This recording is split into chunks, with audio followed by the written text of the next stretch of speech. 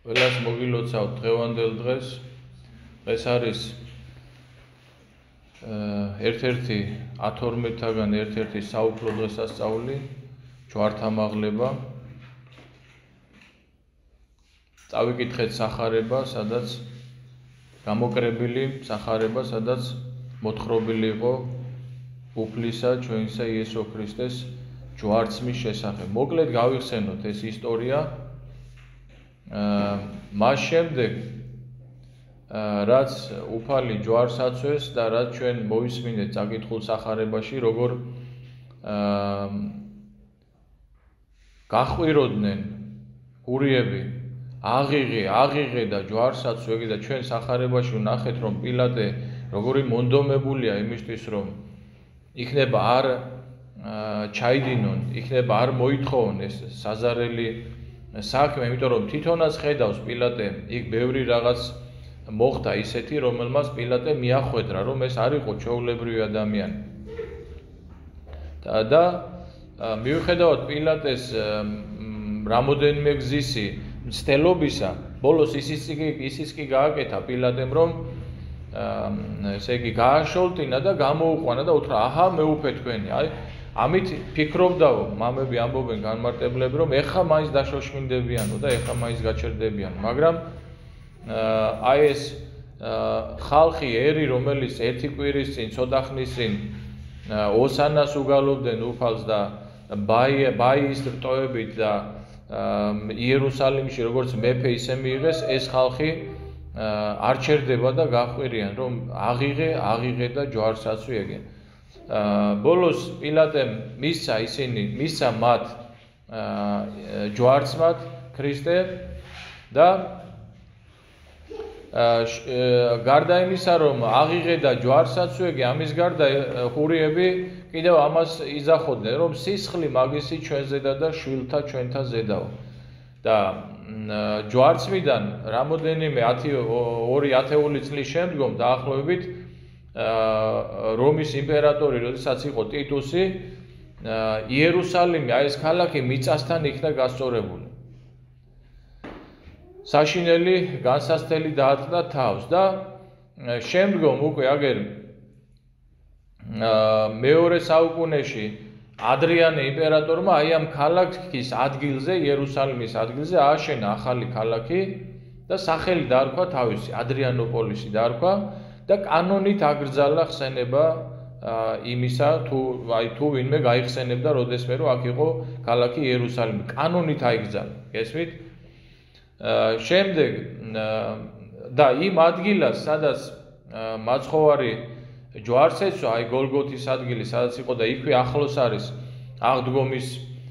სადაც აღდგა უფალი ის ადგილი, აი ამ ადგილას უზარმაზარი მიწაყრილი დააყრევინა ადრიანემ და აი ამ მიწაყრილზე, აი ამ გორაკზე ვენერას და იუპიტერის კერპები აღმართეს და ნუ ესე მიდიოდა დაახლოებით 2 საუკუნე დაახლოებით აი ესე იყო ეს ადგილი დაფარული. ეხლა ამ ამბავს რო ვიხსენებ ჩვენ, აი რაღაცნაირად სიმბოლური ამბავია, იმიტომ რომ აი ბოლო ჟამს, ბოლო დროს, როდესაც ქრისტიანობა, მართლმადიდებლობა თითქოს განიდევნება ამ ქვეყნიდან, ამას ცდილობს ეს სოფელი თავისი დასაბამიდან, მაგრამ ვერ მოახერხებს ამას, იმიტომ რომ ეკლესია კლდესაზე და არის აშენებული და ბჭენი ჯოჯოხეთსანი ვერ მოერევიან მას და ბოლო დროს, როდესაც მტრები ქრისტიანობისა იფიქრებენ, რომ დამთავრდა ქრისტიანობა და სამუდამოდ და დასრულდა, აი სწორედ ჯვარი გამოუწყინდება, სწორედ მაშინ მეორედ მოსვლის წინ სწორედ ჯვარი გამოუწყინდება და სიმბოლურია, რომ აი მაშინ, როდესაც ესე იგი წარმართობა ზეიმობს გამარჯვებას ქრისტიანობაზე და ის ადგილი, როგორც გითხარით, აი ესე მიწაყრილით დაფარეს და იქ თავიანთი კერპები აღმართეს, რა ხდება მაგ დროს? ხდება ის, რომ ღვთის ნებით გამობრწყინდა იმპერატორი კონსტანტინე დიდად წოდებული. ეს იყო პირველი ქრისტიანი იმპერატორი რომის და ისე უბრალოდ არ მოხდარა ის, რომ ის ქრისტიანი გახდა, მას უამრავი ხილვები უძღოდა წინ და თვით უფალი ჩვენი იესო ქრისტე გამოეცხადა მას და თავიდან რომ იხილა ჯვარი და ამით ძლიერო რომ ეს წარწერა რომ იხილა შეშინდა კონსტანტინე მეფე ჯერ კიდევ წარმართობაში იყო შეშინდა იმიტომ რომ ჯვარი დაკავშირებული იყო რაღაც სასჯელთან ჯვარზე ჯვარცმას უსჯიდნენ დაბიო ადამიანებს ეს იყო სასჯელის იარაღი და მან ესე იგი ასე აღიქვა თავიდან პირველად რომ იხილა მაგრამ მე თვით უფალი ჩვენი იესო ქრისტე გამოიცხადა და უთხრა რომ წინ წამძღვარებია ჯვარი ჯარისთვის და აი ესე მათ შემდგომში დიდი გამარჯვებები მოიპოვა კონსტანტინემ მოიპოვა გამარჯვება დასავლეთ რომზე, აღმოსავლეთ რომზე და საბოლოოდ თვითონ გახდა. ნუ ერთი პერიოდი იყო კიდევ წინააღმდეგობა დასავლეთ რომის ლიკინიუსი განაგებდა და ერთი პერიოდი იყო კიდევ მათ შორის წინააღმდეგობა, მაგრამ ბოლოს საბოლოოდ მისცა მას გამარჯვება ჯვარმა, ცხოვრმყოფელმა ჯვარმა. და როდესაც მან შეიცნო ჯვრის ძალა მოინდომა იმ ჯვრის მოძიება, რომელზეც უფალი ჩვენი იესო ქრისტე ჯვარს ეცვა და ამისთვის გააგზავნა თავისი დედა, ელენე დედოფალი, რომელიც უკვე ასაკში იყო და როდესაც ჩავიდა იგი იერუსალიმში, საგულდაგულოდ მალავდნენ აი ამ ადგილს. თვითონ ებრაელები, იმიტომ რომ როგორც გითხარით, მათ ჰქონდა ძალიან დიდი შიში, იმიტომ რომ კანონით იყო აკრძალული ესე იგი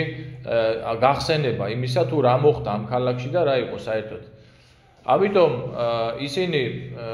ესე იგი გულმოდგინედ მალავენ გარკვეული პერიოდი, მაგრამ შემდგომში აღმოჩნდა ეს დიდი ხნის ამბავი არ არის 320 წელი არის, როდესაც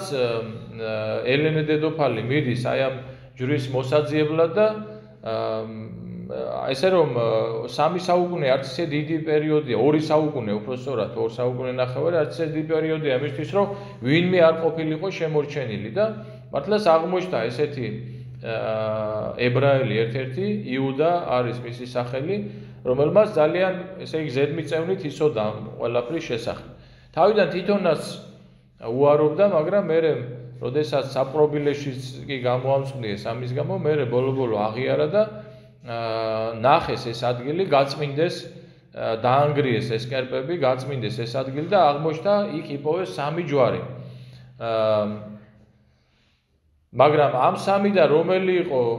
ქრისტეს ჯვარი, ამის გარკვევაც ადვილი არ იყო. ამიტომ იქ რა თქმა უნდა პატრიარქიც იქ არის, სამღვდელოებაც იქ არის და აი ამ დროს, როდესაც ეს ჯვრები იპოვეს, პროცესია იყო, მოასვენებდნენ მიცვალებულს და აი ამ მიცვალებულს შეახეს 3-ვე ჯვარი და ერთ-ერთი რო შეახეს, რომელიც უფლის ჯვარი იყო, გაცოცხლდა ეს მიცვალებული და შემდეგ რა თქმა უნდა, აქ უამრავი ხალხი იყო, უამრავი სასწაულები აღესრულა, უამრავი კურნებები აღესრულა, მაგრამ ყველა ვერ ახერხებდა რომ მიუთხოვოდა აი ამ ჯვარს და ამიტომ ხალხის თხოვნით, პატრიარქის კურთხევით ეს ჯვარი აღამაღლეს და ყველანი აი ესე თაყვანს სცემდნენ ჯვარს და აქედან დაახლოებით 10-20 წლის შემდგომ დაახლოებით როდესაც კონსტანტინე დიდმა განასრულა ელენე დედოფლის დაწყებული საქმე 80-მდე ტაძარი აღაშენა ელენე დედოფალმა და აი ეს ტაძარი რომელიც გოლგოთას და აღდგომის ადგილს აერთებს კონსტანტინე დიდმა განასრულა და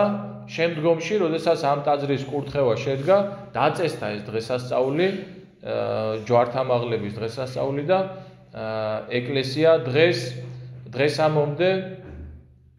კეთილად აღასრულებს აი ამ დღესასწაულს. დღეს არის განსაკუთრებული დღე, ვინაიდან და რადგან მნიშვნელობა ჯვრისა განსაკუთრებული არის ჩვენთვის ქრისტიანებისთვის და არა მარტო ქრისტიანებისთვის, არამედ ძველი აღთქმის მამამთავრები გამოსახავდნენ ჯვარს და საკვირველია ეს, იმიტომ რომ მაშინ აი ისეთი დიდი მამამთავარიც კი იოსები, როგორიც იყო, იოსები იაკობის ერთ-ერთი შვილი იყო, რომელიც გაყიდა მან ვერაფრით ვერ გაიგო, რატომ დაასხა იაკობმა ჯვრის სახით მიშვილებს, რომ დალოცა და ჯვრის სახით დაასხა ხელი, რატომ ვერაფრით ვერ გაიგო. რა თქმა უნდა, ვერავინ ვერ გაიგო,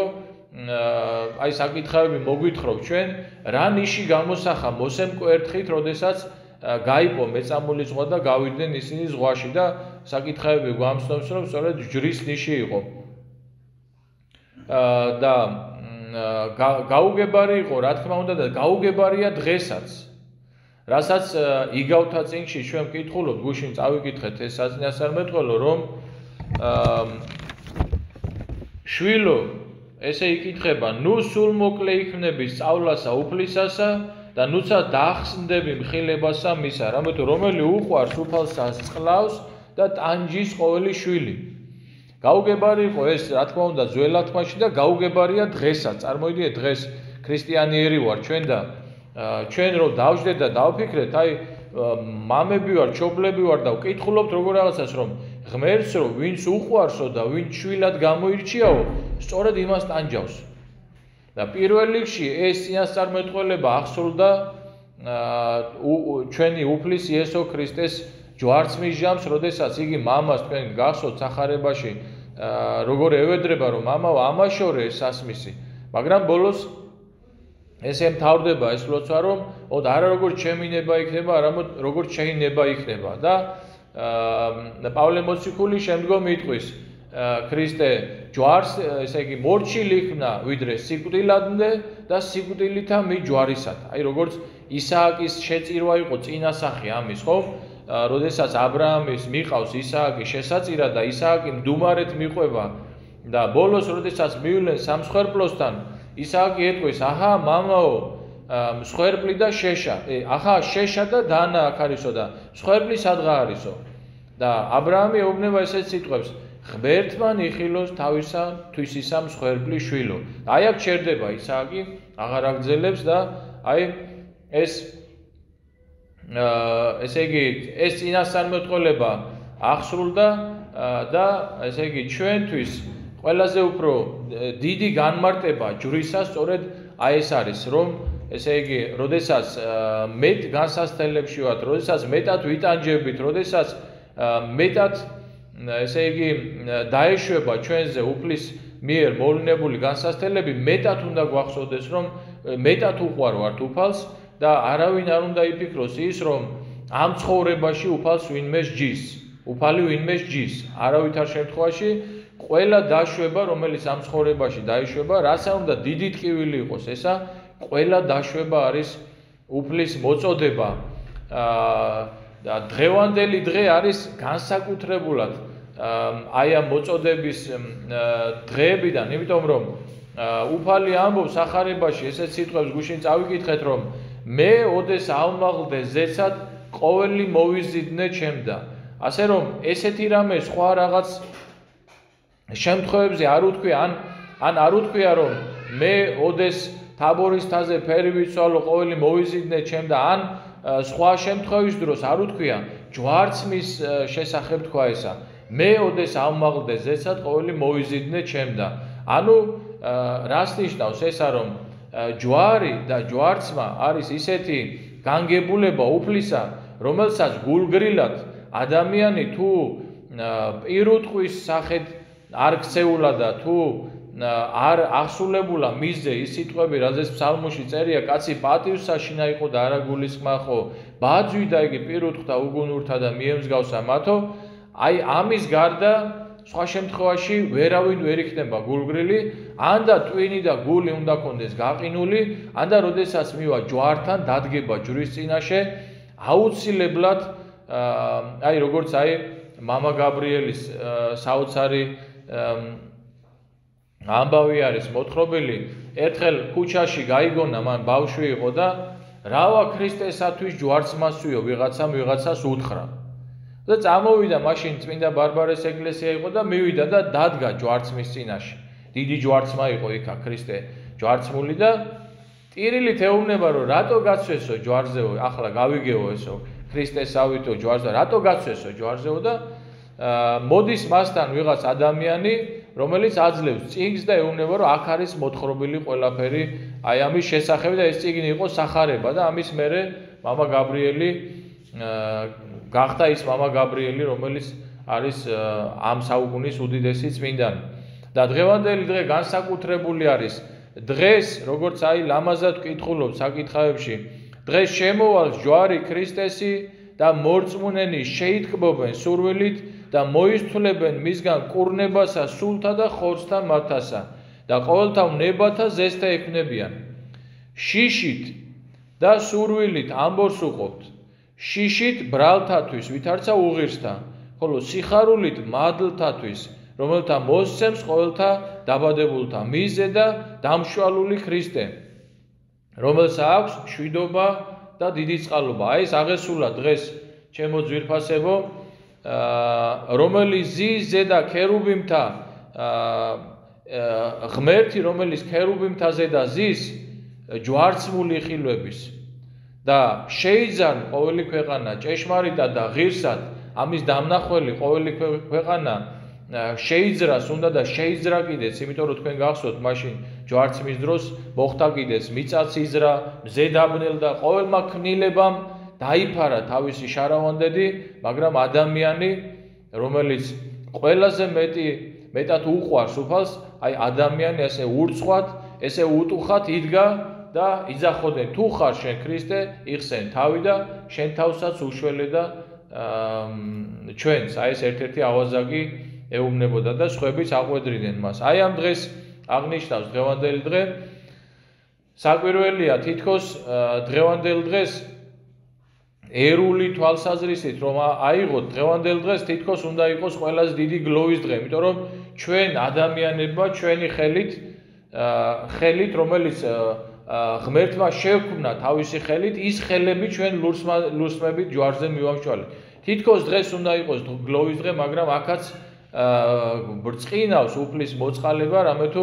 დღევანდელი დღე ჩვენთვის გახდა დღეს ყველაზე დიდი სიხარულისა, იმიტომ რომ ქრისტემ ჯვარსაზე და შემშვალა, ჯვარზე დაამარცხა სიკვდილით და ჯვარზე დაამარცხა ჯოჯოხეთით. სადა არის სიკვდილო საწერტელი შენი, სადა არის ჯოჯოხეთო ძლევაი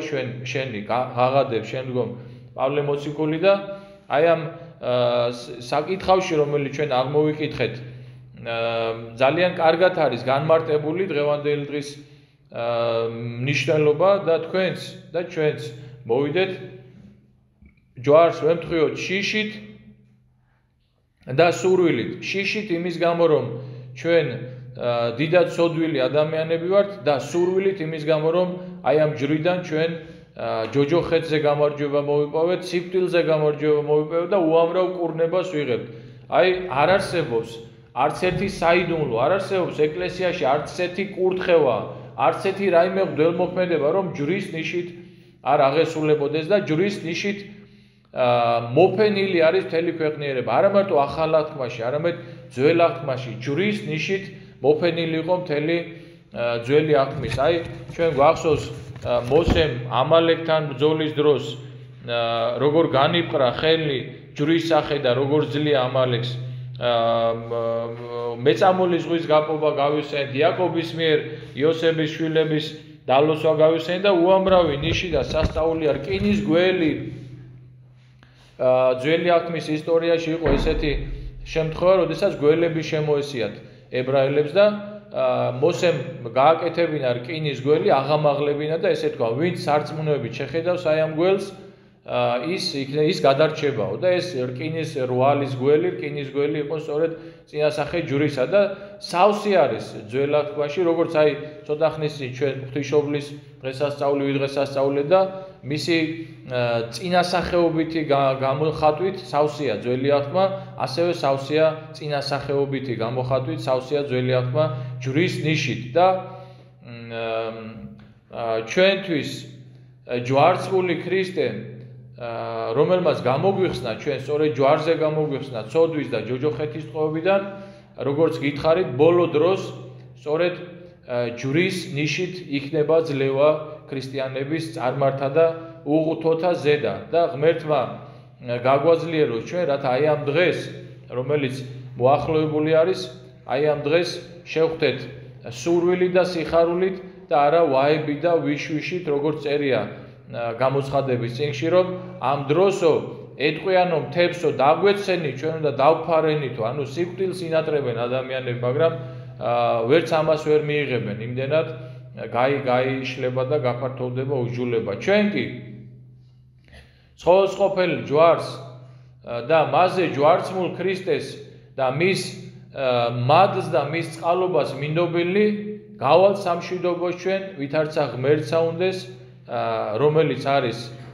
მოწყალი და კასტმოყვარე, რომლისა თანა მამასა ჩვენის დიდება, სული წმინდით ურთ, უკუნითი უკუნისამდე. ამინ.